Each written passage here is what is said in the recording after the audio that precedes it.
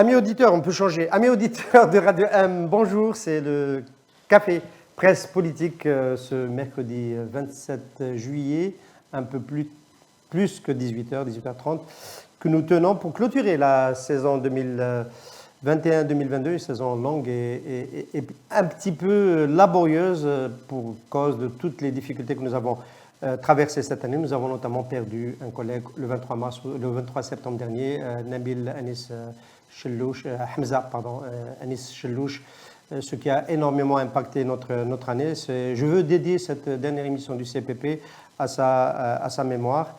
Et comme vous le constatez, Khaled Drani n'a pas pu nous rejoindre aujourd'hui. On aura Khaled Drani à un moment ou à un autre au début de la saison prochaine avec nous, même s'il n'est pas certain qu'il soit toujours l'animateur du CPP à partir de septembre prochain. Il sera probablement appelé à d'autres tâches. On aura le temps d'en reparler. Pour ce numéro de fin de saison, la 9e du Café Presse Politique qui s'est installé dans la longue durée, nous avons le plaisir d'accueillir un plateau royal. Je vous dirai de quoi on va parler tout de suite après la présentation des invités. Nabila Smaïl, maître Nabila Smaïl, bonjour, marhaba bik. Bonsoir et merci pour l'invitation. Merci d'être venu de Tizi Ouzou, quand même. C'est pas facile. Zahir Raptar, bonjour. Merci d'être parmi nous, mais d'être de retour. Zahir Raptar, la dernière fois, c'était juste après l'invasion de l'Ukraine. Hein. C'est exact, oui. C'est exact. Je ne sais pas si on aura le temps d'en reparler aujourd'hui. J'étais absent à ce moment-là, j'aurais voulu être sur le plateau. Smaïl Almas Mahbabik, bonjour. Bonjour tout le monde. Bonjour. On va essayer, la semaine dernière, je disais à mes invités en briefing, évoquer les périls de l'été 2022 versus l'été terrible de 2021. On va essayer de faire différemment dans cette émission terminale de clôture de la saison pour se projeter un peu sur la rentrée, ce qu'on attend de l'année qui va démarrer, la saison prochaine, même si tout le monde a besoin de prendre un peu de recul et de reprendre son souffle durant ce mois d'août qui va bientôt démarrer et qui fera l'arrêt d'une grande partie des émissions de Radio M. Donc, une des premières questions, c'est est-ce que vous avez le sentiment qu'après les étés très chaotiques sur le plan politique de 2019, on était en Blahirak, de 2020, où Al-Majid Tebboune devait consolider son pouvoir, où il y avait le Covid, et puis il est tombé malade au moment du référendum, de 2021, où il a engagé le processus de répression, mais on a vécu ce qu'on a vécu en 2021. Est-ce que vous n'avez pas le sentiment que pour la première fois en 2022, le pouvoir peut avoir le sentiment qu'il est consolidé et je parle de celui de Tebboune, parce qu'il y a un ministre qui l'a dit, je sais qu'il y a un ministre qui a dit, il a dit la crise est derrière nous, tout ce qui est revendication des Hirak, l'impasse politique est derrière nous. Est-ce que vous pouvez donner crédit de ce sentiment au gouvernement et au pouvoir? La crise est derrière nous, la rentrée c'est une autre feuille de route qui se met en place. Je laisse ouverte la question pour vous laisser répondre librement. Vous voulez qu'on démarre l'émission, pas de problème. Donc, Azoul, Massa al-Khair, bonsoir tout le monde. C'est toujours un plaisir d'être ici chez Radio M et surtout en bonne compagnie, aussi bonne compagnie. Je salue notre sœur et amie Nabila Smaïl et M. Lazhar. Si on revient sur l'année 2021, bon, vous avez évoqué 2022, vous avez évoqué les autres années. Je pense que c'est un duplicata. Il n'y a rien qui bouge. On a l'impression qu'on fait du surplace. Vous avez évoqué un certain nombre de choses. Hein. Vous avez parlé de relance et que la crise était derrière nous, etc. Mais bon, sur le terrain, oui, même si c'est, oui, je sais, tu reprends, c'est clair. Mais ce qu'il y a, c'est que nous, sur le terrain, concrètement, on ne voit rien qui bouge. Hein, même si je vois que de temps en temps, il y a de temps en temps un petit génie sur le 20h pour essayer de dresser une belle image du quotidien, etc.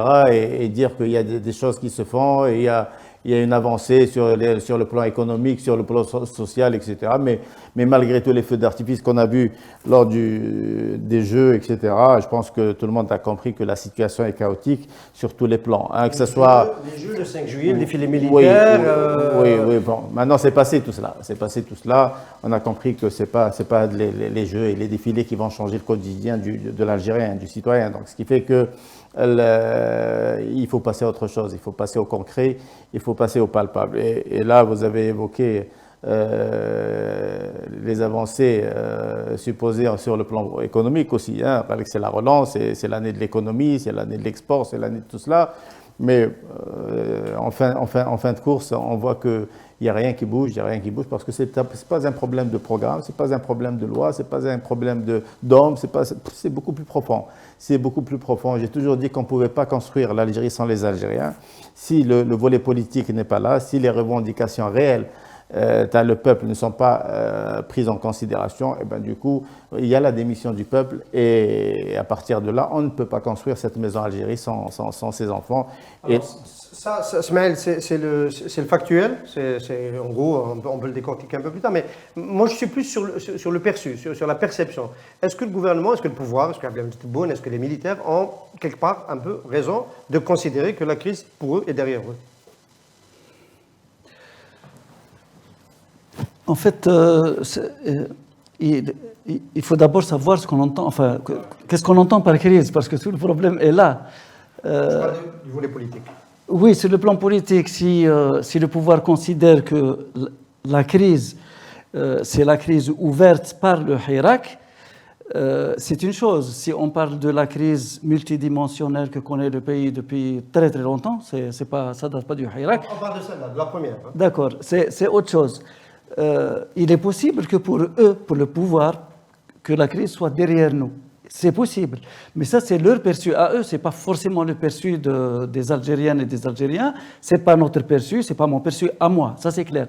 Pour quelle raison? Pour la raison très très simple que si on estime que la crise est derrière nous, les causes profondes de la crise sont toujours là et n'ont pas été réglées. Les crises profondes sont toujours là. Et tant que ces crises ne sont pas traitées de la manière qu'il faut, sur le plan politique et sur les autres plans évidemment, eh ben, on ne peut pas crier victoire et dire que la crise est derrière nous.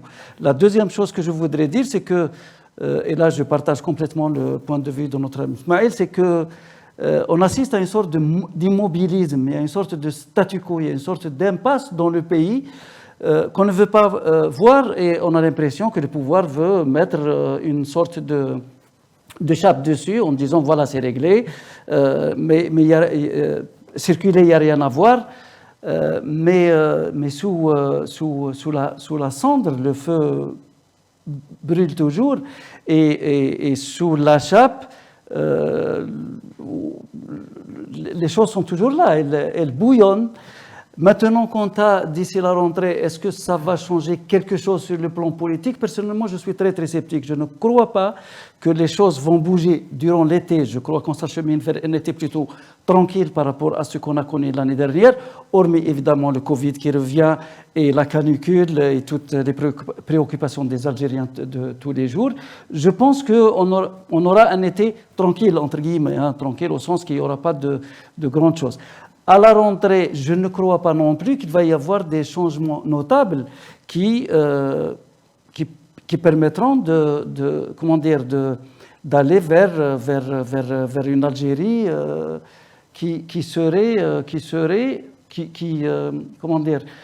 qu'on irait vers quelque chose qui montrerait qu'on sort de la crise.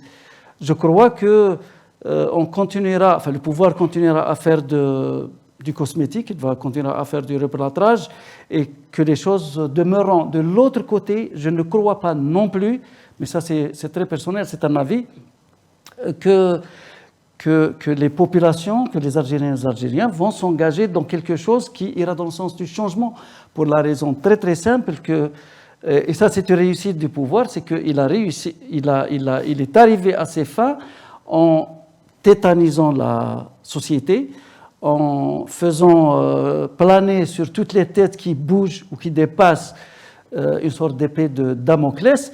Et peut-être que la grande réussite, c'est aussi le fait d'avoir criminalisé, au sens propre du terme, toute activité culturelle, et j'irai même plus loin en disant qu'il a réussi à criminaliser même les activités politiques et même les activités culturelles.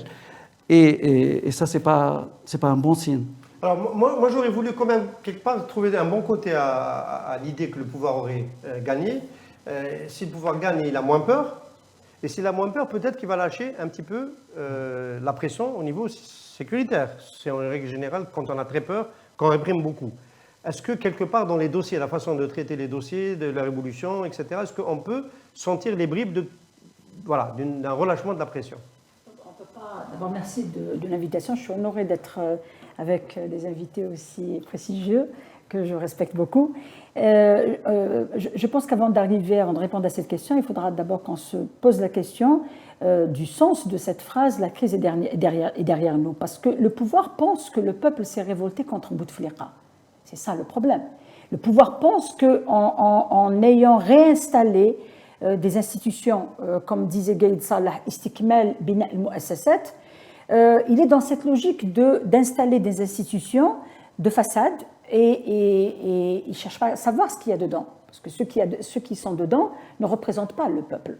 Donc, de quelle crise il parle? Est-ce qu'il parle de la crise ou de la dimension qu'ils ont donnée au sens de la révolution du 22 février? C'est-à-dire que, dans leur tête, le peuple qui s'est tu a refusé l'idée qu'il soit gouverné par des forces non constitutionnelles qui sont représentées par le frère du président, et le peuple en avait ras-le-bol de voir qu'il y a des réunions qui se sont passées à Val-de-Grâce et que l'avenir de l'Algérie se décidait ailleurs. Donc eux, dans leur tête, ils pensent que ces milliers d'Algériens qui sont sortis, ils sont sortis pour enlever l'ère Bouteflika.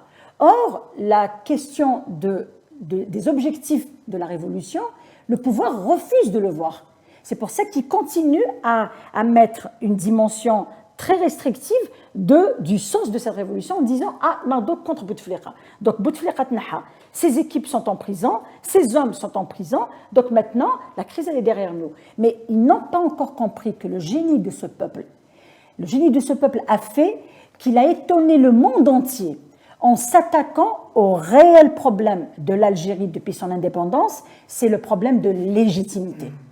La crise n'est pas derrière le peuple, elle est derrière ce pouvoir qui fait un déni de la volonté populaire. La véritable question qui se pose, elle est toujours d'actualité, c'est la question de légitimité. Le pouvoir s'est toujours enfermé dans cette histoire d'accomplir et d'installer des institutions qu'il va contrôler pour lui assurer une permanence au niveau du pouvoir. Il ne s'est jamais soucié de répondre aux revendications du peuple. Quant à ce qui se dit à la télé, ça, c'est le bourrage de crâne qu'on connaît depuis notre tendre enfance. On n'a jamais eu la vérité à travers les médias lourds, contrôlés par le pouvoir. Il reste maintenant à se poser la question, cet été par rapport à l'été dernier, peut-être que les crises qui avaient en haut lieu n'étaient pas aussi flagrantes. Donc, il fallait occuper le peuple avec une histoire d'incendie, d'assassinat, d'événements, chose qui a donné au pouvoir le temps de profiter de l'absence d'une Assemblée nationale qui a été dissoute pour élaborer des lois liberticides très dangereuses contre les libertés individuelles et les libertés collectives, et ça leur a donné le temps, il fallait occuper la population avec des crises, l'eau, l'oxygène, Covid, circulation, maladie, manque de médicaments, crise économique. Donc il fallait occuper le peuple avec toutes ces crises-là pour se concentrer sur ce plan diabolique d'élaborer des textes de loi qui sont les plus dangereux sur les libertés à travers le monde entier. Et la question, c'était, est-ce que ce rouleau compresseur du 87 bis, est-ce que vous, les avocats, vous sentez qu'il est toujours en marche, ou est-ce qu'il y a après les ouvertures de l'Mchim, tout ça, est-ce qu'il y a...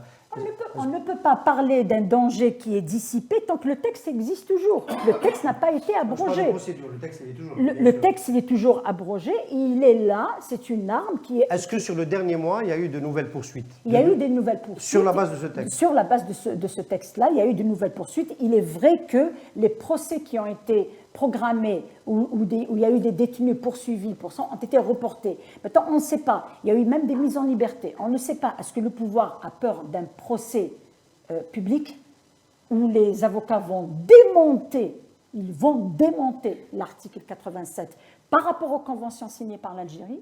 Est-ce que le report, c'est en attendant l'aboutissement de cette histoire de l'Mcheml, parce qu'on ne peut pas parler de quelque chose qu'on ne voit pas. Cette histoire de l'Emchibl, c'est un ballon de sang, on l'a jeté comme ça pour voir les réactions. Est-ce que ça ne dénote pas qu'il y a une lutte beaucoup plus profonde qu'on le pense? Parce que ça parle, et puis ça ne parle plus, et puis il y a des contacts, et puis il n'y a plus de contacts. Donc maintenant, le fait d'avoir reporté les procès des détenus poursuivis, et le fait de ne pas avoir encore programmé beaucoup de ceux qui sont poursuivis par l'article 87, alors que leur dossier est sorti de l'instruction, ça attend une orientation. Parce qu'on ne peut pas continuer à maintenir des innocents en prison poursuivis d'actes terroristes en attendant une décision politique. C'est le cas, par exemple, des détenus autour de Hawa, Tahar Khouas, tous ceux, il y en a une partie qui est en toute la Kabylie. panoplie, Rachad, Mac, tous ceux qui attendent un procès pour pouvoir dire que nous ne sommes pas des terroristes. Donc, il y a cette attente prouve que le pouvoir a instauré cet article pour museler l'action politique et pour museler le peuple, mais ce qu'il ne sait pas, c'est que, bon, maintenant, nous sommes tous des Algériens, nous nous promenons tous dehors et nous sommes tous en contact avec toutes les franges de la société, avec des intellectuels, des moins intellectuels, des jeunes, des jeunes qui se promènent, qui partent à la plage. Mais le pouvoir est en train de se nourrir d'un leurre.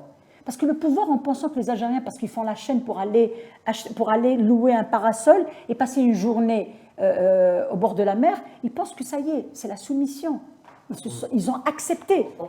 Donc on est d'accord pour dire que donc il n'y a pas la crise, la perception et la réalité. Du tout. Il y a toujours la crise pour laquelle le peuple est sorti est toujours là. J'arrive jamais à trouver quelqu'un pour venir au plateau dire que c'est le cas. Que la réalité, c'est la perception et que le pouvoir a gagné. Je ne peux pas dire qu'il a gagné. Si, il y en a qui le pensent. Il y en a qui le pensent. Qui pensent qu'il a gagné. Ils le pensent parce qu'ils sont contents de le penser, parce qu'ils se mentent. Ils savent pertinemment que les gens du pouvoir ont peur. Alors, on va essayer quand même de décrypter. La réponse, elle est claire pour sa question. Maintenant, s'ils pensent vraiment que le pouvoir a gagné, il faut demander l'avis des haragas, hein, des gens qui traversent la Méditerranée au prix de leur vie. Je crois que s'il avait gagné, il n'y aurait pas eu ce phénomène. On a eu un échange, alors je ne sais pas si c'était en plateau ou ailleurs, sur qu'est-ce qui est le plus important dans les nominations? Est-ce que quelqu'un qui est ambassadeur à Madrid devient ambassadeur à Paris, c'est une promotion ou pas? Et ainsi de suite, pour un certain nombre de postes. Et la question s'est posée sur le jeu de chaises musicales entre la DGSE et la DGSI. Le général Rajdi, qui était en charge de la sécurité intérieure, qui est passé à la tête de la sécurité extérieure, et le général Mejdoub Kahal, qui était en charge de la sécurité extérieure, qui est passé à la sécurité intérieure. On n'était pas d'accord. Je ne sais pas quel est votre avis. Enfin, moi, il me semble que de tradition, le problème intérieur en Algérie a toujours été beaucoup plus préoccupant pour la police politique, et celui qui est à la tête de la sécurité intérieure a été promu. Mais en fait, je vais au-delà de la question là. Comment on peut interpréter ce changement, si ce n'est peut-être la volonté de redonner un rôle à la police politique? Général Rajdi n'a pas réussi à le faire. Il n'a notamment pas réussi à ramener plus de figures politiques que cela au dialogue avec le président. Je sais que c'est un reproche qui a été fait au service de ne pas avoir réussi à montrer sur la photo avec Abdelmajid Tebboune d'autres figures que celles qui sont passées. Et donc, peut-être qu'on veut revenir à quelqu'un qui a travaillé sous les ordres du général Tawfiq dans un registre de ce type-là, c'est-à-dire essayer de se remettre du politique dans l'action sécuritaire. Et donc, ça signifierait que, par exemple, dans la cooptation des futurs ministres, quand on parle d'un changement de gouvernement, il pourrait y avoir retour un peu aux formules anciennes du général Tawfiq, c'est-à-dire un peu de Hamas, un peu d'opposition, une colonne vertébrale FLN-RND, voilà, une sorte de tambouille de ce type-là qui voudrait peut-être échapper, je n'arrive à ma question, échapper à ce qui s'est fait jusqu'à maintenant, des premiers ministres technocrates qui n'impriment rien et qui ne finalement délivrent rien. Est-ce que vous avez le sentiment que c'est un peu ce processus qui est en train de se mettre en place? Non, si vous parlez des services et tout, bon, je suis pas bien placé pour en parler.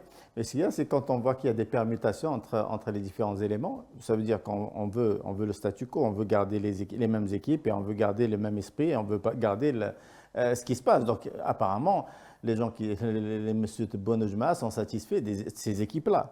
Sinon, si vous dites qu'il n'est pas, le président n'est pas satisfait du patron, général HD, et il l'aurait limogé.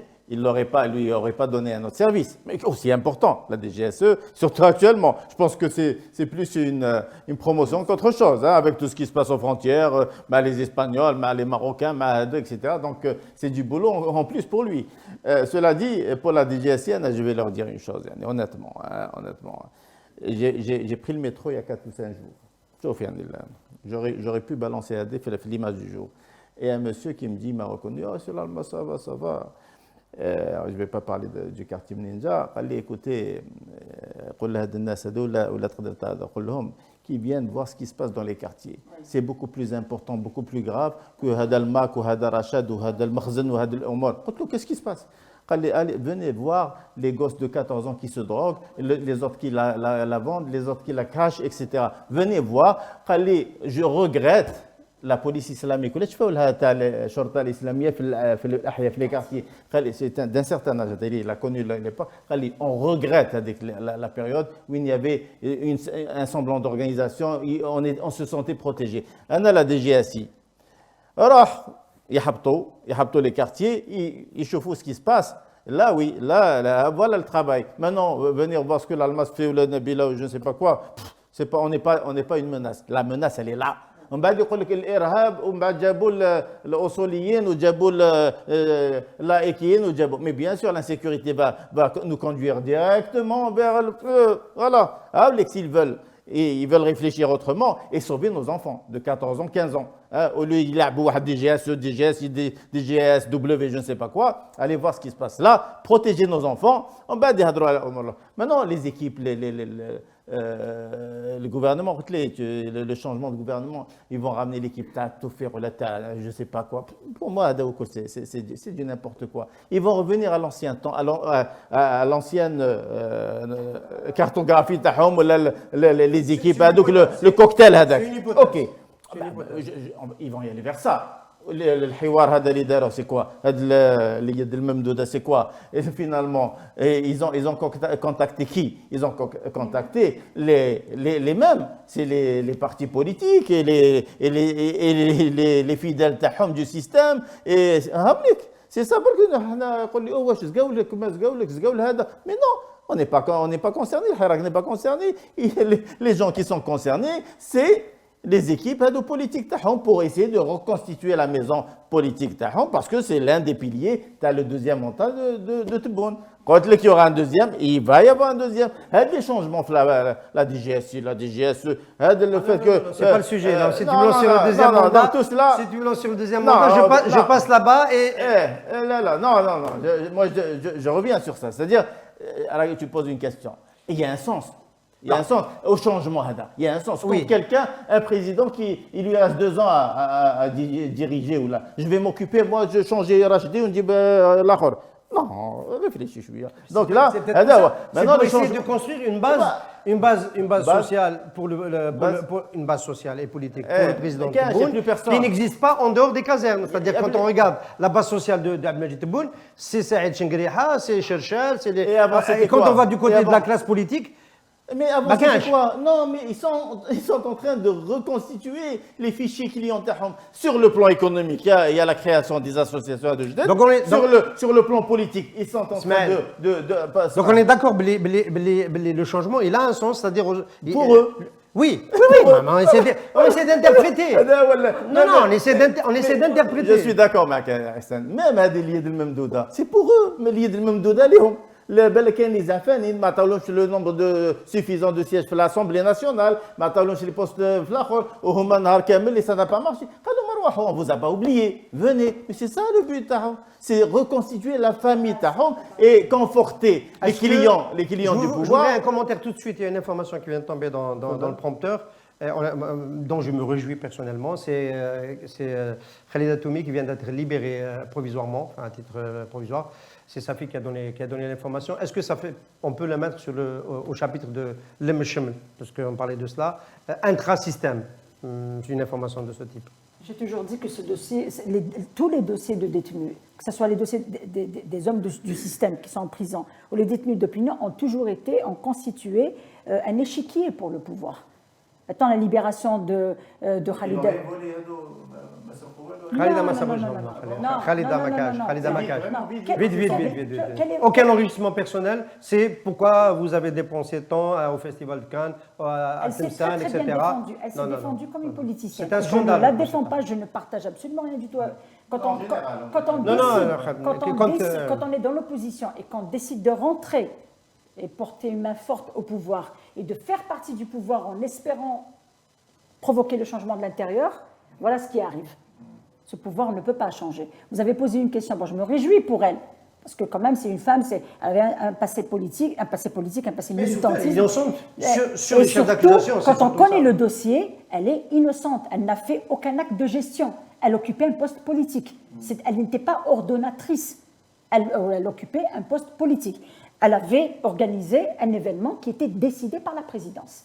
Donc ça, il fallait se débarrasser, c'est ce que je disais tout à l'heure, il fallait se débarrasser de toutes les figures qui accompagnaient Bouteflika en pensant que le peuple s'était suivi pour ça. Maintenant, vous avez posé la question par rapport au changement, aux valses qu'il y a entre les services. Vous savez, le danger, c'est pas ça. Le danger, c'est que ça soit un débat aussi ouvert. Un débat, attention, on est en train de parler d'une institution qui doit constituer le pilier d'une nation et d'un pays. Qu'on en parle avec une telle... on parle de quoi, de cas là, je parle je ne suis pas sûr de comprendre. L'institution militaire, on en parle pour décortiquer, pour parler. Non, je parle de l'armée. L'armée, en sens théorique, l'armée doit être loin de tout débat politique. Ah, ça c'est autre chose. De tout débat politique. Je n'ai pas à commenter ça alors que je dois analyser une situation politique. Ça, c'est très dangereux. C'est très dangereux d'arriver à constater qu'un deuxième mandat doit compter sur une base militaire. C'est très, très, très dangereux d'aller vers ça. Ça veut dire qu'on a régressé. Mais c'est le cas. Là. Oui. Mais c'est bien de rappeler que ça ne devrait pas être comme ça, mais c'est le cas. Maintenant, moi, je me suis toujours interdit de parler de personnes. Moi, j'ai toujours parlé d'un système. Il y a une question de système qui est basée sur trois facteurs.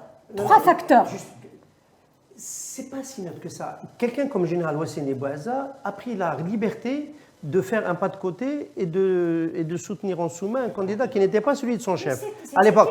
Non, mais c'est pour dire que l'incarnation, c'est pour dire que l'incarnation des services de la DGSI, selon que ce soit quelqu'un de lisse ou quelqu'un qui est connecté à d'autres coteries, etc., ça peut donner, sur le plan politique, par exemple, là on peut imaginer, Smaël parle du deuxième mandat, projection, etc., que quelqu'un comme Mjdoub Khal est va être un fidèle de Abdelmajid Tebboune et va lui يخدم le deuxième mandat, ce qui ne serait peut-être pas le cas de quelqu'un d'autre. C'est un peu de...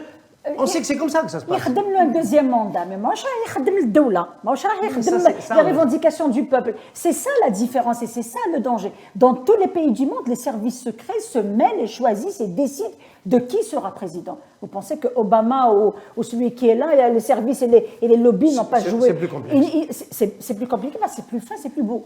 Mais là, nous, c'est très grave. Parce que là, c'est soit ça, soit ça. Là, tout a été occulté.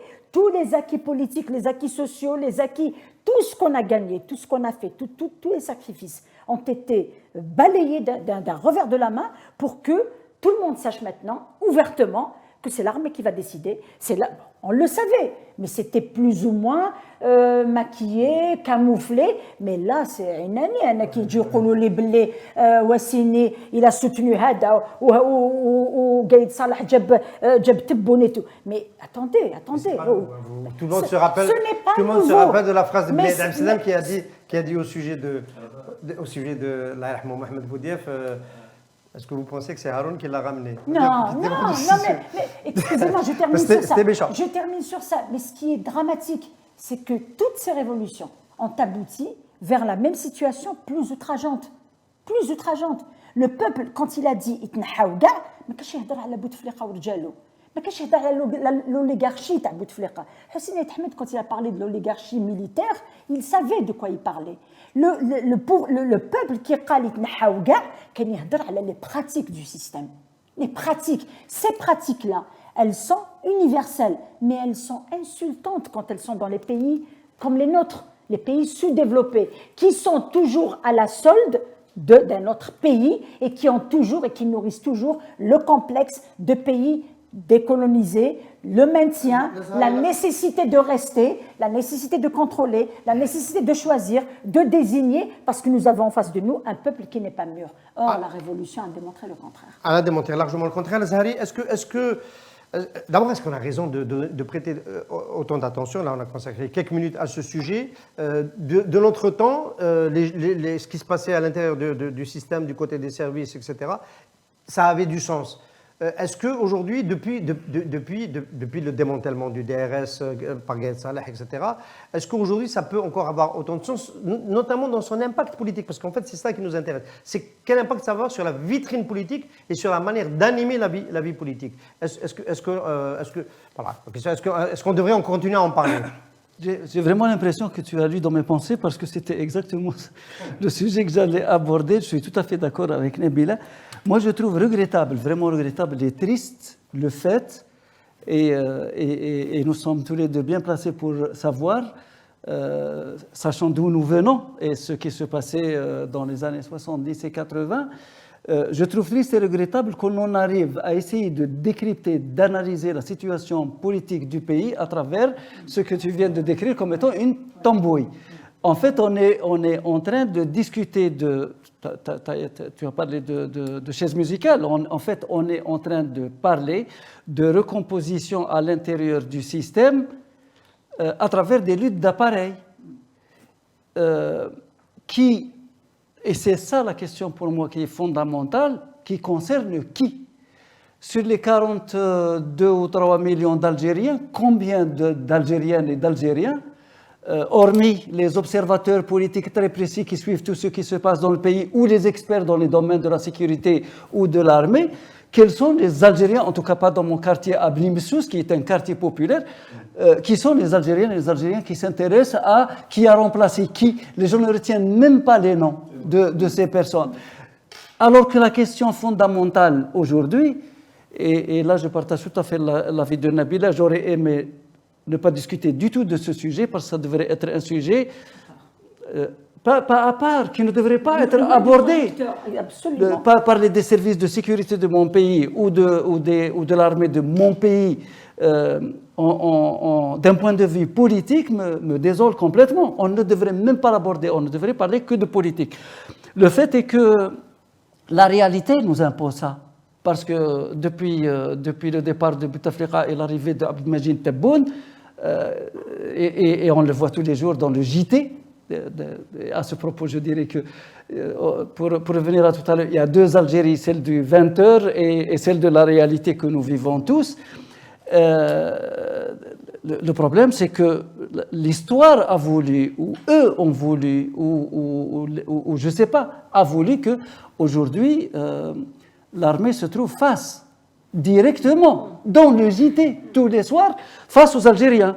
Alors qu'avant, de mon temps, j'allais dire, jamais dans le 20h, on ne parlait de ces choses-là, jamais on ne montrait Quand on voyait des militaires, gendarmes ou militaires, on les voyait, tu te rappelles très bien, nous nous rappelons tous, dans les réunions du comité central où ils avaient une partie qui était réservée, à part les civils. Après, une fois que... Du FLN, il faut préciser. Oui, du comité central du FLN. Après, quand l'armée a dit « je me retire du jeu politique », ça avait disparu un moment. Le drame, c'est que des années, je ne sais pas, 30 ans ou 40 ans après, ce retrait est devenu plus que visible, puisque ils sont devant, face à moi le soir quand je regarde le JT. Et ça, c'est dramatique. La dernière chose que je voudrais dire, c'est, et c'est ça qui est désolant, je n'estime pas que ces changements-là, cette embrouille, soient le signal fort ou les signaux forts que moi j'attends en réponse des aspirations et des attentes des Algériennes et des Algériens qui sont sortis pendant 2 années au Hirak pour dire des choses de manière très très précise. Ça, je ne le vois pas du tout. Et si ça préparait l'arrivée d'Abdelaziz Rahabi à la tête d'un gouvernement d'union nationale en septembre prochain? On peut extrapoler, on peut imaginer l'avenir, on peut spéculer. Ce que je vois... En fait, pour aller au bout de ton Oui, idée, Al-Azhari, oui. le personnel politique actuel, à commencer par Tout à Tebboune, fait, oui, tout à qui a fait. toujours besoin de traîner avec lui Saïd Chengliha. Donc, il ne lui assure pas ce coussin de protection vis-à-vis de l'opinion. Donc, c'est danger. Il y a un danger. C'est-à-dire que la prochaine explosion, c'est en première ligne, c'est l'armée. Il n'y a plus Bouteflika, 5e mandat, etc. Il n'y a plus de voile. Est-ce qu'aujourd'hui, on peut imaginer que combinaison ramène, on réfléchit un peu comme laquelle on essaie de reconstituer une vitrine un peu plus consistante qui traite al-Askar. J'ai cité un nom qui m'excuse. Monsieur Rahabi, qu'on salue d'ici, qui nous a fait l'amitié de passer plus d'une fois sur ce plateau. J'ai pris un exemple un peu provocateur pour dire et si aujourd'hui on voulait faire ça? Un gouvernement politique. Parce que Ayman Abdelrahman, bof. Ça c'est une erreur. Yani, honnêtement, c'est une erreur de parler d'Ayman ou de parler les Qablo ou de parler les Badou. Ni Abdelaziz, ni Abdelmoumen Ali, je ne sais pas quoi, c'est pas une affaire d'homme, ya Ihsan. C'est pas une affaire d'homme, c'est pas une. Chauffe, je vais aller plus loin. On a eu des cas, on a eu des présidents, des chefs de gouvernement, on a eu des ministres de qualité, etc. Ils ne peuvent rien faire dans un système pareil. Il y a un problème terrible. Il faut décortiquer ce que c'est que gérer un pays, ce que c'est que l'économie, ce que c'est que le social. Il faut décortiquer. Tu oublies, il n'y a rien qui marche sans la confiance. Il n'y a rien qui marche sans la politique. Il n'y a rien qui marche sans le peuple. Il n'y a rien qui marche sans la légitimité. Tu ne peux pas. C'est ça le problème. Ce n'est pas Rahabi ou la 1150 Rahabi.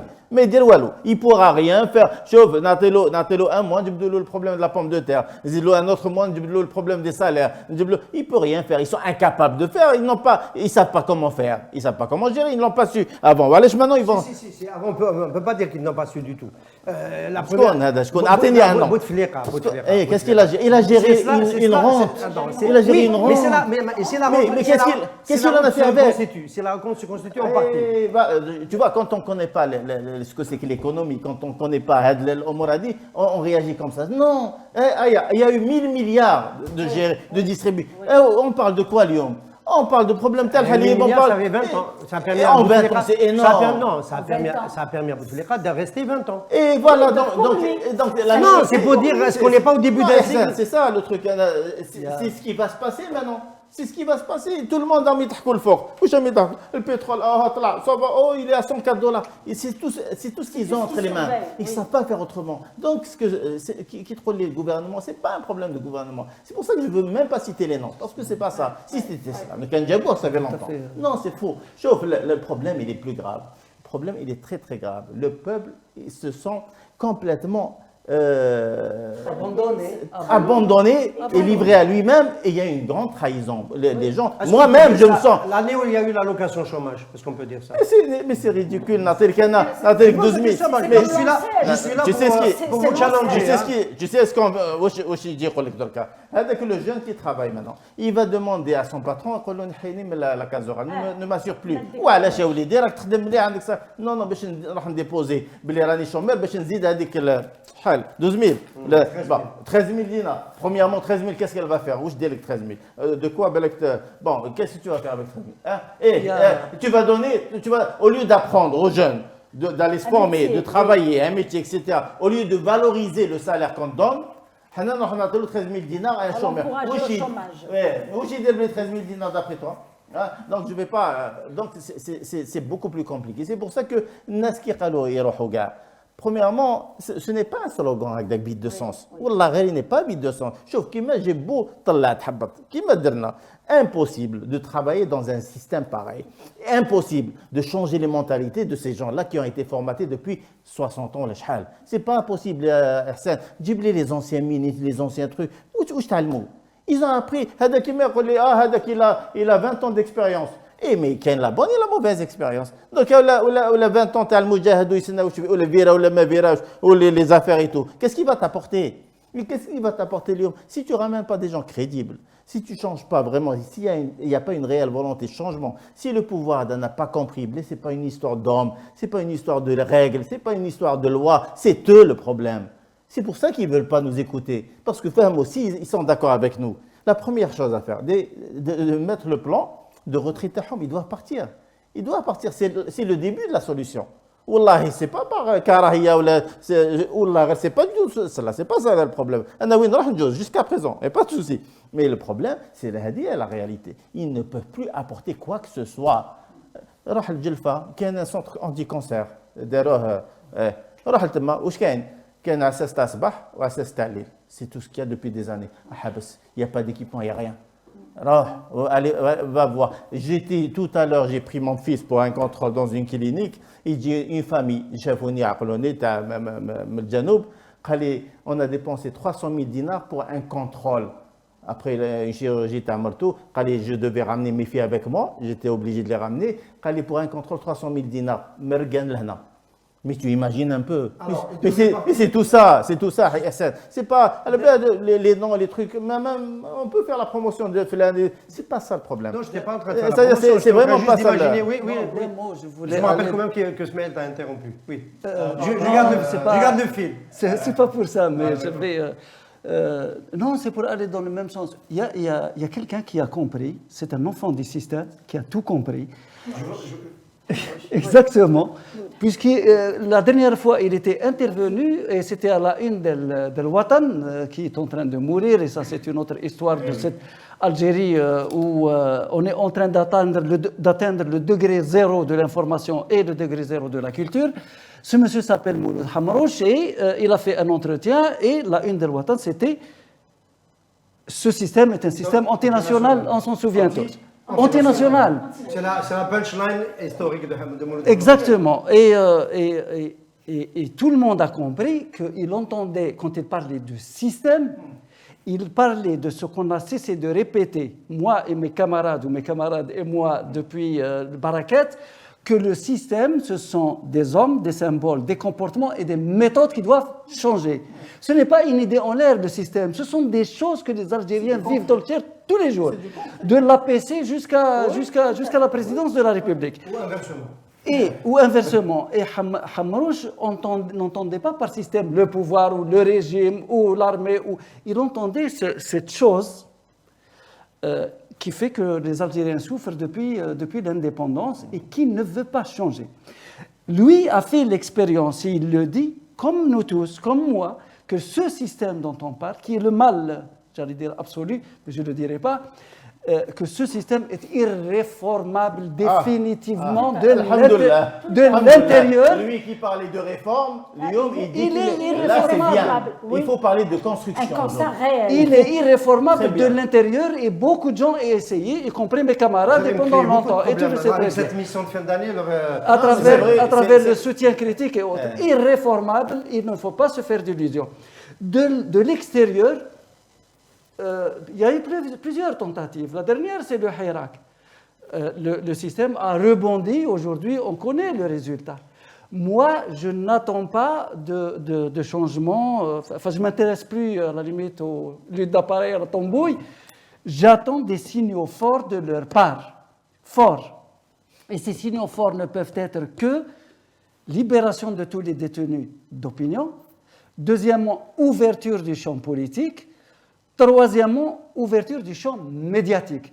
Le jour, et ça, je pense qu'on est en direct, je suis en train de le dire en direct, le jour où tu me verras tenir ce discours que je tiens à Radio M aux 20h de ma télévision, celle qui marche avec ma contribution, tu pourras dire que les choses commencent vraiment à changer. Un geste fort. Au lieu de dire main tendue et toutes ces formules fumeuses, il n'a qu'à convoquer, le président de la République n'a qu'à convoquer une conférence nationale qui va débattre des problèmes de ce pays, mais dans laquelle on verrait non pas les gens qui sont convoqués à la présidence et qui vont dans le même sens, c'est la clientèle, mais des gens qui montrent leur désaccord avec la politique Alors, menée par ce pouvoir. Je souhaitais consacrer un peu plus de temps dans sa deuxième partie du Café Presse Politique à un thème qui nous a toujours interpellés, mais que je voulais interroger un peu plus longuement aujourd'hui, c'est celui du rôle des élites dans le changement, dans la revendication du changement, et le sentiment que nous avons étant celui que les élites politiques, intellectuelles, artistiques, etc., auraient quand même... on a commencé à ce que le pouvoir a gagné. Est-ce que les élites ont, sur la question de la démocratie, lâché l'affaire, entre guillemets, renoncé, baissé les bras? Et c'est un peu la polémique autour de l'intervention et la présence cycle de conférences de l'écrivain algérien. Quand j'ai du mal encore à revenir à son prénom de femme. C'est en fait ça. Je vois depuis qu'il est Yasmina Khadra, il a gardé, il n'y a pas de problème. Ce que ça a provoqué en réaction à cause de son supposé manque d'engagement. Et à travers lui, on peut faire aussi le point sur l'engagement des élites. Je voudrais commencer par quelqu'un qui est proche du milieu artistique. On a du mal, nous, on sait de longue date, les revendications démocratiques et de liberté sont généralement plus portées par les gens qui en vivent. Parce qu'ils ont besoin de la liberté de créer, d'écrire, de penser, de s'exprimer, etc. Mais peut-être que sur cette dernière période, lorsque la répression s'est renforcée, on a le sentiment un petit peu d'un reflux qui est plus fort que dans les milieux populaires par rapport à ces revendications-là. Et c'est ça où le bas blesse. C'est là où le bas blesse, je veux dire. Je commencerai par, j'allais dire, par une définition que je n'ai pas, mais c'est la même problématique par rapport à la crise. Qu'est-ce qu'on entend par les élites? Qu'est-ce qu'on entend par les intellectuels? Qu'est-ce qu'on entend par l'intelligentsia? Existe-t-il une élite dans le pays? Bien sûr que si. Mais je dirais, il n'y a pas une élite, il y a des élites. Il y a des intellectuels, il y a une intelligentsia, il y a une élite qui est liée organiquement au pouvoir. Et elle ne cesse de le montrer à travers les médias, à travers les journaux, aujourd'hui pratiquement tous les journaux sans exception, et à travers les médias audiovisuels, de montrer qu'elle est organiquement liée au pouvoir, à ce système. Mais même ces élites-là ont pu aspirer à un moment donné, quand tout le monde était dans la rue, à la liberté. Oui, évidemment. Mais, même ces élites-là. Oui, évidemment. Exactement. Maintenant, il y a d'autres élites. J'allais dire, ce sont des personnes qui ne sont pas liées directement, enfin qui font partie de ces élites, des personnes qui ne sont pas liées directement au pouvoir. J'entends par élite, évidemment. Quand je parle d'élite, j'entends l'intelligentsia, j'entends les intellectuels, j'entends les gens qui réfléchissent, qui pratiquent un métier qui est lié à la pensée. Je ne parle pas de la classe ouvrière ou de la paysannerie, c'est clair. Il y a bien évidemment une élite qui ne partage pas le point de vue de cette élite, la première, qui est liée au pouvoir, mais dans le rôle, comment dire, n'est pas clair parce que la situation politique du pays elle-même n'est pas de lecture facile. L'autre question qui peut se poser, est-ce qu'on doit... Qu'est-ce que c'est pas clair? C'est-à-dire qu'on ne la situe plus dans son engagement, dans sa revendication, cette partie de l'élite non organique? Quand je dis n'est pas clair, c'est par rapport à la situation sur le plan politique dans le pays. Si je devais demander, sans citer, si je devais demander à un écrivain de s'engager, je vais lui demander de s'engager par rapport à quoi? Par rapport à... Dans le cas de Yasmina Khadra, c'était pourquoi Yasmina Khadra ne s'exprime pas du haut de son piédestal pour revendiquer nous y venons, la libération des détenus d'opinion. Alors, je me souviens d'un entretien de Mohamed Dib, un témoignage chrétien, dans lequel, feu Mohamed Dib, le défunt Mohamed Dib, dans lequel il disait « Je fais corps avec mon pays, mais nous sommes sous la colonisation, je fais corps avec mon pays, je suis l'écrivain politique du peuple algérien. » Pardon, j'ai dit politique. Je suis l'écrivain public. Il se revendique comme étant l'écrivain public de son pays. L'engagement, il est très très clair. Est-ce qu'aujourd'hui, les écrivains, les artistes sont sur cette démarche-là, sur cette vision-là, ou ont-ils changé? Et est-ce que nous, j'allais dire à la limite, avons le droit d'exiger d'eux de s'engager dans un combat qui peut-être qu'ils ne partagent pas forcément. Qui n'enlève rien à leur statut d'élite. Ce qui n'enlève rien à leur C'est statut plus référence d'écrivain. à la partie des élites qui s'était mobilisée et qui a peut-être quitté le front un peu, Alors, je un peu termine, trop précipitamment. je termine avec une anecdote. Bachir Deraïs, le réalisateur, J'ai vu son poste aujourd'hui. son poste, Prendre les 10, se mettre dans chaque... voilà, il a dit, ceux qui s'attaquent, c'est vrai que Yasmina Khadra, c'est un copain à lui, bon, mais au-delà, il a dit, voilà, je mets au défi... Bachir Deraïs, producteur du film, notamment, du film de Mohamed Larbi Ben Mehdi, Exactement, qui est toujours censuré. Qui est toujours censuré alors qu'il a été visionné 1 milliard de fois, y compris moi, je l'ai visionné quand je faisais partie du FTATIC, mais qui ne veulent pas libérer, a posé la question sur sa page Facebook en disant tous ceux qui s'attaquent à Yasmina Khadra pour dire qu'il ceci et cela, qu'il me cite 10 noms d'écrivains, de journalistes, Les plus connus dans chaque métier. de chaque Les métier, plus reconnus, on va dire. qui ont osé prendre fait et cause pour la libération des détenus d'opinion. Ça pose problème. Ça pose problème. Ça pose problème. Ça pose question, en fait. Ça pose problème à ce point. Est-ce que tu as une approche différente sur la question Que devons-nous Nabila qui a pris la responsabilité de recentrer le débat Tizi Ouzou pour sauver du gang. Non, Les- je ne veux pas les avoir cris. la population sur le dos. Non, D'accord. c'est- Mais vous savez, on peut dire au public du obligation CPP que tu as sauvé Là, tu vas avoir des Yamina problèmes Khadra. Je suis venue voir Avec un gang, écrivain. tu vas avoir des problèmes là. Je suis venue voir un écrivain, je lui ai posé des questions littéraires. Ça s'arrête là. D'accord. Donc, je ne peux pas demander à un écrivain d'être un homme politique. C'est un choix. Le militantisme est un choix. Maintenant, vous me posez la question. Enfin, il a fait aussi le choix d'être responsable du Centre culturel algérien à Paris, ce qui peut se discuter. Que chacun assume. Sous bout de fléra. Que chacun assume. Il assume. Je ne suis pas là pour lui faire un procès. Nul n'est parfait. Que chacun assume ses positions. Et par le passé, par le présent, et dans le futur. Qu'on se prépare à assumer aussi des positions. Maintenant, vous me posez la question sur le rôle de l'élite. Est-ce qu'il a reculé? Pourquoi ce désengagement? Bon, écoutez, quand on parle de l'élite, qu'est-ce que je pourrais attendre de l'élite quand les propres partis politiques qui ont des agréments ne font pas de l'action politique? Nous sommes où? Nous sommes dans un... le règlement intérieur avec non, la FFS. Non, écoutez, je suis en train de parler de tout le monde, y compris de mon parti. Oui, mais que on pense d'abord à ton parti. Non, je ne peux pas. Moi, je ne suis rien devant l'État du pays. Je ne suis absolument rien. Je suis une militante qui a 7 suspensions sur la tête. Et je les assume. Et j'attends qu'on me convoque pas. Je suis suspendue. Et je suis suspendue, je suis heureuse de l'avoir été pour mes positions cohérentes. Je suis cohérente dans ce que je dis. Et il n'est pas question de parler de moi maintenant. On pose une question.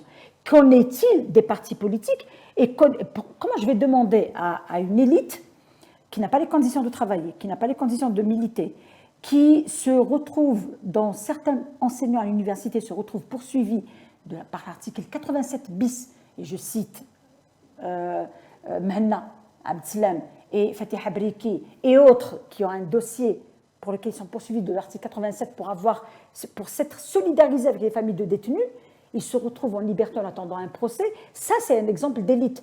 Je parle de ces élites qui attendent de pouvoir partir, faire le bonheur des autres pays. Mais quand je parle de cette élite qui n'a pas ni l'espace, ni les conditions pour apporter un plus à cette révolution. Qu'en est-il des partis politiques qui sont d'essence même faits et ils détiennent un agrément pour peser sur la scène, politique. À mon avis, on ne peut pas la faire porter plus que cela. La situation est quand même plus complexe. Attendez, le contexte est pareil pour tout le monde, et pour les partis politiques, et pour l'élite, et pour les avocats, et pour les journalistes. Il est plus qu'impératif. Vous avez posé la question tout à l'heure de dire est-ce que la Habib va provoquer le changement? Est-ce qu'il n'y a pas une intention? Est-ce qu'il n'y a pas une intention? Bon, il est impératif de revenir au schéma classique de la lutte politique. Il faut absolument libérer les partis politiques. Il faut revenir à l'organisation, même si on doit changer les personnes, même si on doit changer les modes de gouvernance, même si on doit changer le système à l'intérieur des partis politiques. Il faut revenir à cette organisation qui permet à l'élite, à l'étudiant, à la femme, aux associations, aux syndicats de lutter, d'apporter un plus dans l'édifice du véritable changement. On est en train de se noyer. On se noie. Alors, pourquoi on parle des élites, Nabila? Pourquoi on parle des élites? On parle des élites parce que, en règle générale, Ismaël, tu seras, j'imagine, d'accord avec moi, quelqu'un qui est reconnu dans son métier, qui a une aura, une notoriété, avocat, médecin, journaliste, etc., et qui prend des positions dans des formes pacifiques, qui est un artiste, un grand écrivain, un grand peintre, un grand cinéaste, etc., il a une responsabilité sociale parce qu'il est plus protégé que Mohamed Tadjadid ou qu'un autre activiste du Hirak qui va dire à peu près la même chose dans son langage. Libérer les détenus, libérer le pays, etc. Il le dira de manière... Est-ce que cette catégorie, cette population-là, que nous avons beaucoup fréquentée pendant les longs mois du Hirak et aussi avec les tentatives d'essayer de porter des solutions à ce Hirak, les proposer. Est-ce qu'on a quand même le sentiment qu'il y a eu un reflux et que... Écoute, premièrement, il faut bien définir l'élite, etc. Hein, il faut vraiment bien définir. Deuxièmement, ce que j'ai constaté dans ce pays, et j'en parle en connaissance de cause, il y a l'élite qui a été marginalisée et elle est devenue pantouflarde avec le temps. Hein.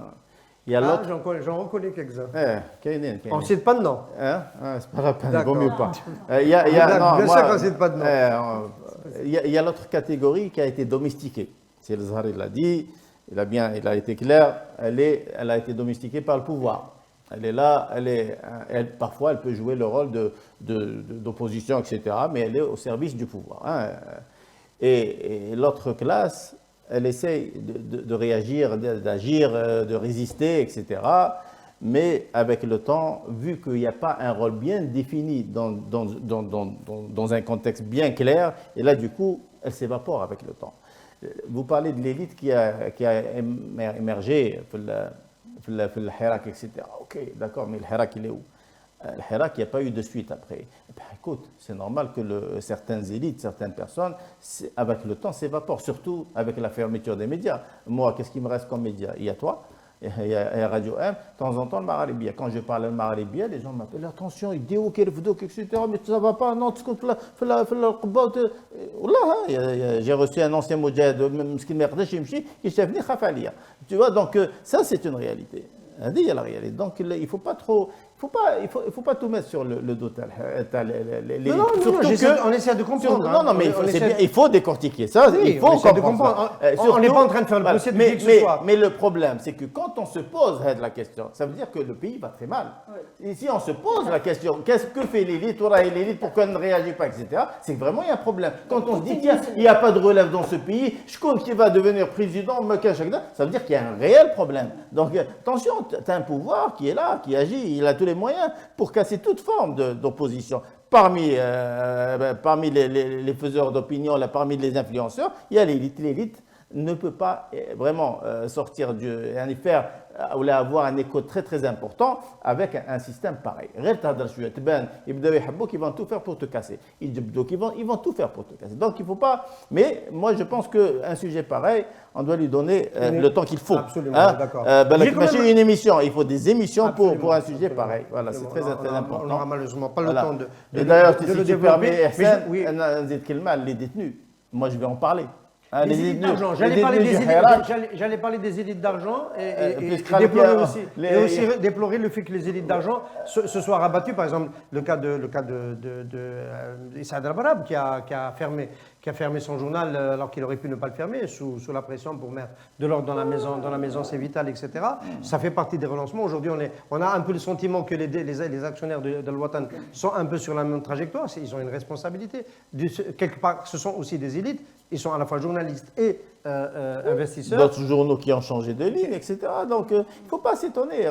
C'est un système. On s'est expliqué, on ne s'étonne pas. On ne s'étonne pas. Moi, je connais l'histoire du mouvement national. Je ne m'étonne pas. Mais tu as abordé un sujet très important, la dette à l'élite. Moi, il faut en parler. Il faut en parler. Une petite anecdote, je sais que c'est fini, mais 2 secondes. il était à 1h du matin, il y a 4 ans de cela, quand je passais à la télé. Et واحد شافني حبست pour acheter de l'eau. Il me fait des comptes. S'il te plaît, حبست جا ليا. قال لي بارك الله فيك, je t'ai vu dans une émission, بدأ يكريتيكي, etc. قلت له, vous faites quoi dans la vie? قال لي, je suis professeur universitaire في قلت له, انا نروح de temps en temps في les plateaux, des fois je fais 3 télés في النهار. قلت له, tu viens? قال لي لا استاذ. قلت له, علاش؟ قال لي, انا عندي دراري. الخبزه عندي دراري وعندي خبزه. Ben voilà, bon, je suppose que c'est pas. قلت له, moi j'ai des chats à la maison. J'ai des chats à la maison. Mais voilà la réalité. On revient à cette question d'engagement personnel. C'est un engagement, c'est un choix. Mais le bonhomme, il était bien, il parlait bien, il critiquait bien. Mais non. N'est pas militant qui le veut. On va terminer cette émission rapidement sur 2 points, avec un tour de table.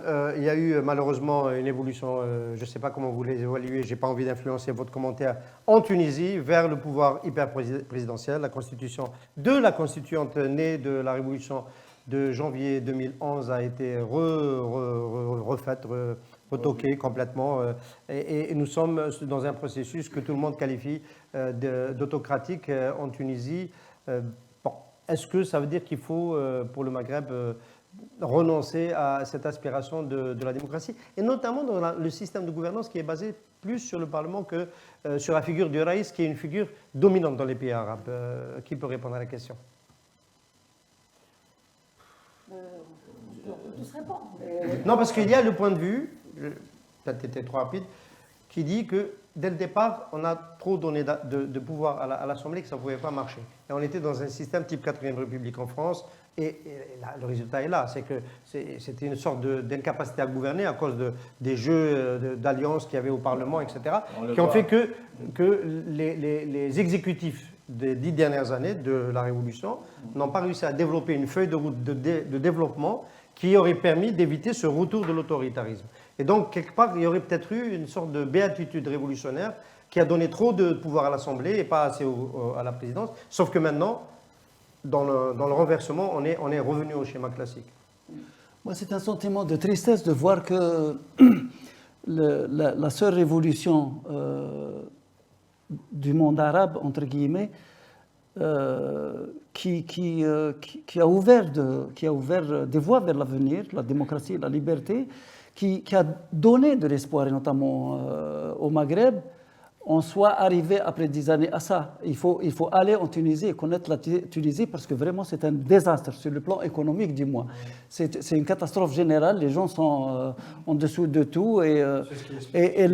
Exactement, et si ça avait continué comme ça, la Tunisie aurait pu arriver à ce qui arrive au Liban aujourd'hui.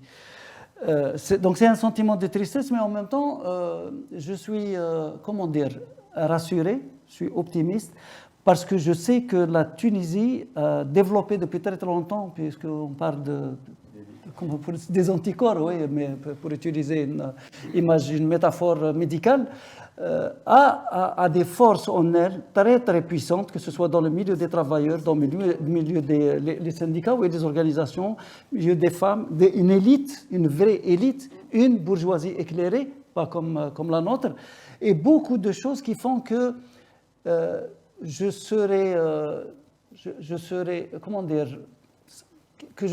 étonné que les Tunisiennes et les Tunisiens se laissent faire et accepteraient d'aller vers une sorte j'aime pas le mot dictature, d'autocratie, de despotisme oriental, parce que la Constitution, c'est ça ce qu'elle dit. Kais Saïed, c'est octroyer absolument tous les pouvoirs, mais tous les pouvoirs, et il va jusqu'à l'immunité, puisqu'il dit que ni pendant son mandat, ni après son mandat, il ne peut être condamné ou touché. Là, on est dans le pharaonisme, si j'allais dire, c'est pratiquement Dieu tout-puissant sur terre. Il a qualifié de Kadhafi en costume cravate. Oui. Voilà. Après, ce qu'elle montre, c'est qu'aujourd'hui, nous parlions de l'Algérie et de la façade que nous avons devant nous au JT tous les soirs. C'est que Kais Saïed, aujourd'hui, il a un peuple en face de lui. Il est seul face à un peuple. C'est-à-dire, si jamais il devait ne pas réussir dans la politique qu'il veut mener pour sortir le pays de la crise dans laquelle il est enfoncé depuis de longues années, je suis persuadé que le peuple tunisien lui demandera des comptes et ça sera sérieux. Merci à vous. Je pense qu'on a largement dépassé on a fait 1h10. Il y a un mot à ajouter sur le sujet Bon, je pense que le modèle Macron, président sans parti politique, est un modèle qui ne pourrait pas marcher ici, ni en Tunisie, ni en Algérie. Parce qu'on a pratiquement la même chose qui est en train de se passer en Tunisie. C'est un président qui n'a pas de base populaire, qui n'a pas de parti politique, donc qui n'a pas de programme. C'est la même chose qui se passe ici. Donc c'est le gouvernement. On a une base. Oh, nous savons laquelle. Nous savons on tous en a laquelle. parlé, On en a parlé tout à l'heure. Donc ça ne peut pas continuer comme ça. Il est temps que ces gens-là sachent qu'il y a une population qui est en pleine mutation, qui a pris conscience qu'ils doivent participer à l'élaboration ou participer au jeu politique dans leur pays. La démocratie doit aboutir à quelque chose dans ces pays-là. On ne peut plus continuer à fonctionner comme en 70, comme pendant les années 80. Il y a des mutations internationales qui doivent avoir leur reflet sur ce qui se passe en Algérie. Ben, écoute, on n'a plus beaucoup de temps, mais une pensée pour tous les détenus du Hirak et détenus d'opinion qui sont encore incarcérés. Je crois que c'est très dur de priver des familles de leurs enfants et les femmes de leurs maris et les enfants de leurs pères. Il faut revoir le dossier sérieusement. Il était prévu que j'évoque personnellement le procès de Nabil Mellah, mais je suis animateur aujourd'hui. J'ai remplacé au pied levé Khaled Rani. J'ai assisté au procès. Je vais faire un papier avant le verdict. Bon, moi, j'ai 63 ans. J'ai couvert peut-être une cinquantaine de procès importants dans l'affaire Khalifa des débuts, dans les grands procès des terroristes. J'ai jamais assisté à un procès de ce type-là. Ouais. J'ai jamais assisté à un procès de ce type-là. Regardez le message, voilà, tout simplement. Mais regardez le message qui est donné à travers ce procès aux managers, aux chefs d'entreprise, aux futurs investisseurs, etc. On a détaillé, on a fait un compte rendu. C'est du tout négatif. Oui. Je pense que. Non, je préfère m'en tenir au papier qui va sortir, qui est plus détaillé, ouais. qu'à l'émotion de ce qu'on peut penser dire. à toute sa famille. On a évoqué la Tunisie et le collapse du modèle démocratique tunisien. Est-ce que vous allez aider un peu la Tunisie en partant dépenser un peu d'argent Non, je en pense Tunisie? Non. Maintenant, du bled et... Oh là là. Ah, non, mais sauf le point. J'ai vu un point. Il y a 9 millions d'estivants à Oran en un mois, en moins d'un mois. Le Moudjahid 9 millions et demi. Alors là, moi, ce que je demande, sur quelle base ils sont arrivés à ces chiffres-là? Comment qu'ils ont pu estimer les chiffres-là? 9 millions.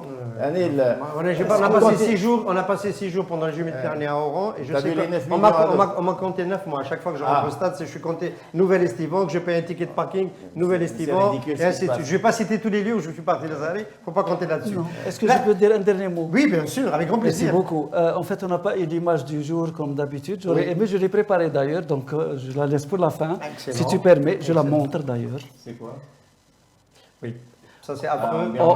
On n'en parle pas, mais on parlait de La l'élite. dictature birmane. Et là, c'est des exécutions d'écrivains et d'artistes, et c'est des milliers de prisonniers, des centaines de morts. Voilà. Donc, une pensée aussi pour les démocrates birmans qui se battent contre une des dictatures et une junte des plus terribles qui puissent exister sur cette terre. Voilà. C'est bien d'évoquer. Merci Yatakoum Saha. Je vous souhaite de passer un très bon mois d'août, bonnes vacances. On se redonne rendez-vous probablement au premier mercredi du mois de septembre avec un nouveau casting pour l'animation du Café Presse Politique. En attendant, vous pouvez suivre nos contenus parce que nous continuons à travailler sur les différentes plateformes magabemergent.net et radio-m.net, et n'oubliez pas de vous inscrire, de vous abonner à notre chaîne YouTube. Merci et à très bientôt. Pour bien s'entendre, il faut bien s'écouter. Rendez-vous sur M, la petite radio du Grand Maghreb.